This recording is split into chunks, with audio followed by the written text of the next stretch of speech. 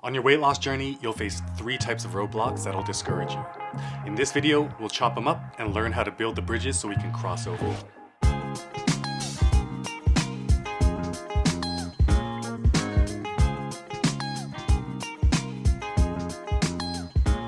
Welcome to Get It Together, and if you're new here, this channel is just me trying to figure out how to get my life together and sharing the tips and lessons I learned along the way. If you've been with me for a minute, you'll know in the last 2 years I've gone through strict slow carb dieting to falling off the wagon completely, getting diagnosed as being dangerously pre-diabetic, using diet alone to completely reverse that diagnosis through strict keto and intermittent fasting, ultimately losing over 60 pounds and now picking back up to full strict keto and OMAD, 1 meal a day, because the results have spoken for themselves. It's been a whirlwind. I'm pretty obsessed with tracking and tracing my own failures. There's a saying I like which goes, when you win, but when you lose, you learn. And tracking all of my failure points and reading through comments and messages from you fine friends, I see 3 general choke points that we all inevitably face in our own journeys of weight loss and fat loss. Before diving in, I just want to let you know that there are timestamps in the description below, so feel free to hop around. Ultimately, failing at our diet happens in a few stages. Stage 1 is when we cheat on it. Stage 2 is when we beat ourselves up and have this internal, should I continue conflict. Stage 3 is when we cave to that conflict and give up.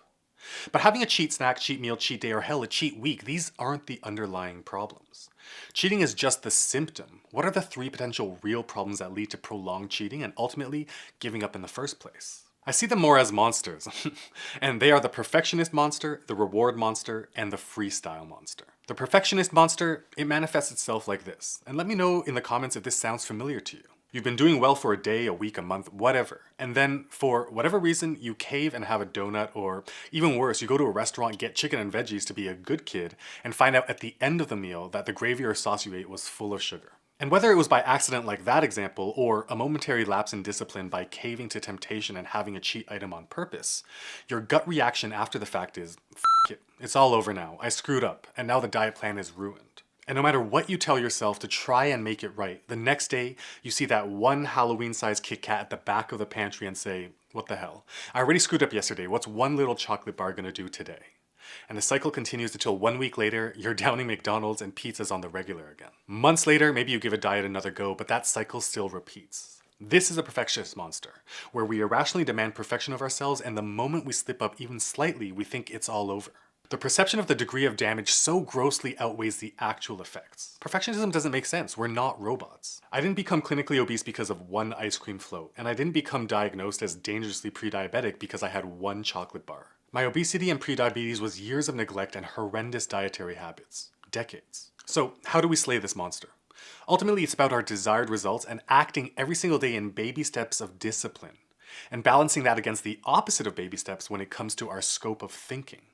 Baby steps in action, giant leaps in thought. In other words, we need to think big and act small, or more accurately. To slay the perfectionist monster, we need to think far and act close. Keep your eyes on the distant prize of your goal weight, body fat percentage, or other health marker, and recognize that one screw up hardly qualifies as a setback. We need to swallow that disappointment when it happens, and immediately see the next close step of having a compliant meal, while recognizing the distant target, and that, in the grand scheme of things, this one setback is infinitesimally small. I'm drawn to this image that most of you have probably seen, where it shows what most people think success looks like versus what it actually looks like. As long as we see the end destination, 10 or 20 steps forward and 1 step back ain't a big deal.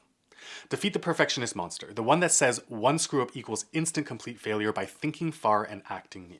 Next is the reward monster. It's interesting. We are amazingly good at justifying rewards for ourselves, and when we have, like most people in the developed world, built the habit of rewarding ourselves with food, every micro accomplishment, diet-related or otherwise, becomes a checkpoint for us to consider food as a prize. This gets amplified further when we commit to dieting because by nature, we now feel as though we are depriving ourselves of the foods that we love, both in quantity and in variety. Finished assignment? I deserve a cookie. Close a sale? I deserve a fries. I didn't cave to the cake and pizza at the birthday party last weekend? I deserve a donut today. The fact that food is seen as an easily accessible reward is how this monster is born, and the only way to slay it effectively is to leverage your self-awareness of pain and pleasure points.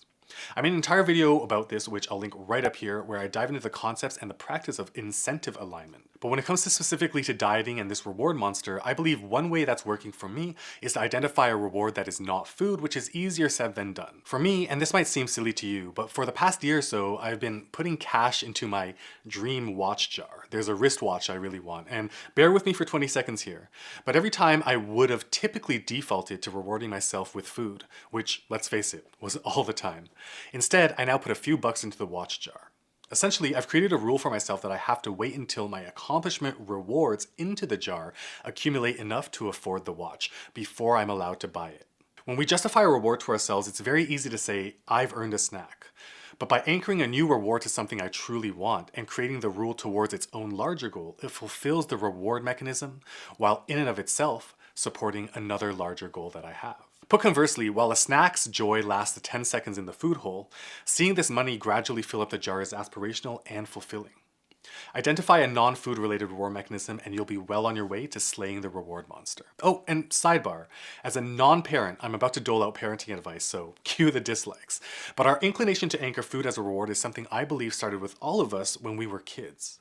And so if you're a parent or a parent-to-be, I think it could be interesting to resist the urge to award kids with food and replace food with, say, screen time or $1 into the piggy bank. Just a thought. But moving right along, the third and final monster is the freestyle monster, which ultimately manifests itself because, let's be honest, we all have know-it-all tendencies sometimes. After all, this is our body and we're the experts of our own bodies, right? We might have completely irrational thoughts where we don't formulate the words because honestly they'd sound absolutely ridiculous out loud, but essentially we're conveying to ourselves that we just magically know better than scientists, nutritionists, and doctors. What I mean is, we decide to change a diet protocol because we feel like it, or because I'm sure breaking this one rule once or twice a week won't make that big a difference. Whether it's having an extra cheat meal midweek on the slow carb diet, or thinking to ourselves that doing halfway keto is possible, we become discouraged when our results don't line up with what we expect, and yet convince ourselves that it's because the diet isn't suitable for our bodies, not that it's because we changed the rules. But why? Why do we do this? Well, after drilling down, I think oftentimes it's because we're just not ready. We're not mentally prepared yet to truly give up the foods that we love. And to this, I say, at the beginning, dieting is hard. But as someone who is clinically obese, being obese is hard too.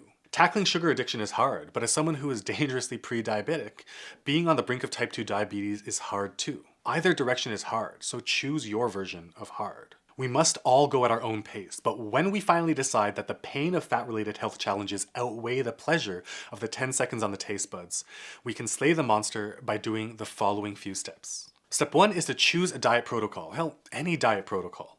If you're curious about the differences between the two that I've done, the slow carb diet and clean keto combined with intermittent fasting, and are wondering to yourself which one is best for you, feel free to check out this comparison video I made, which I'll link right up there. Step 2 is to know and understand the rules. Step 3 is the most important in my opinion, and it's to commit to it for just 2 weeks. And you commit to it by writing a plan. Literally pre-write every single meal you'll have in those 2 weeks. And step 4 is to get rid of every last non-compliant food item from your home. Step 5 is to go grocery shopping to stock up your entire fridge and pantry for those 2 weeks completely. And step 6 is to measure both weight and body fat percentage. This is so critical because weight is what we all anchor to, but weight in fact is pretty much the worst metric to track. You can check out the video explaining why right up here as well. And if you want, in my opinion, the easiest way to track all of these metrics, including body fat percentage, the link to the smart scale I use is in the description below if you want to check it out for yourself. It's just so ridiculously easy. You wake up, stand barefoot on the metal contact points on the scale, and wait the 5 to 10 seconds it takes for the scale to beam all the data to the app on your phone. You follow these steps for just 2 weeks and you will see results. 2 weeks, my friend, just 2 weeks.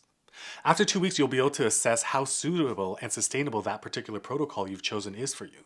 But don't let the freestyle monster win. Strict compliance to proven rules is the only way you'll be able to establish a baseline of what's possible in terms of results and what to expect in terms of sustainability. Most of all, no matter what, do not beat yourself up the way the perfectionist monster wants you to.